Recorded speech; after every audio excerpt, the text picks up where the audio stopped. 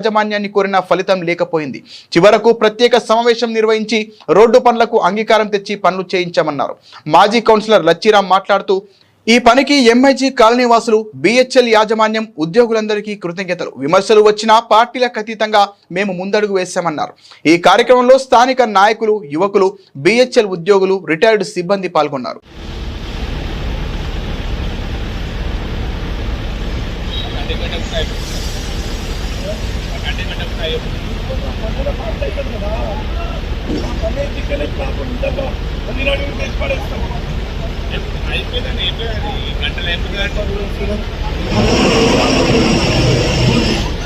అందరికీ నమస్కారం.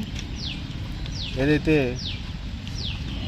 New MIG నుంచి సిఎస్ఎఫ్ పోయే దారి ఏదైతే ఉందో చాలా సంవత్సరాలుగా ఇది పాడైంది.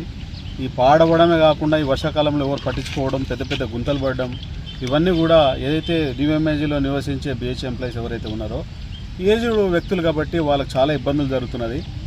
ఆ ఇబ్బందులకు అనుగుణంగా వాళ్ళు చాలాసార్లు మరి మా ఎక్స్ సర్పంచ్ సోమిరెడ్డి గారి, బాబ్జన గారికి అందరూ కూడా మాకు వివరించడం జరిగి ఈ సమస్యల మీద మేము దాదాపు అప్పుడు ఈ ఎలక్షన్ కన్నా ముందు కూడా ఎమ్మెల్యే గారికి చెప్తే ఎమ్మెల్యే గారు ఈడీ గారితో మాట్లాడడం జరిగింది.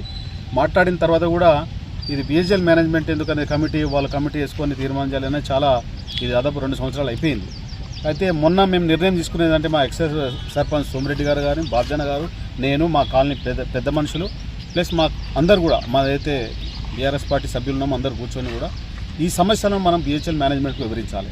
ఎందుకంటే ఇది వాస్తవం వాళ్ళకి తెలియనప్పుడు వాళ్ళు దీని మీద యాక్షన్ ఉండకపోవచ్చు అని మేము బిహెచ్ఎల్ మేనేజ్మెంట్కు దీని మీద జరిగిన పూర్తిగా ఏదైతే నష్టం జరుగుతుంది, ఇది ఏదైతే ఎంప్లాయీస్ ఉన్నారో వాళ్ళు రిటైర్డ్ ఉన్నారో వాళ్ళకి ఎంత ఇబ్బంది, హాస్పిటల్ పోవడం కానీ రావడం కానీ, పెద్ద మనుషులు ఉన్నారు అందరికి ఇబ్బంది జరుగుతుంది వాళ్ళకి వివరించడం జరిగింది.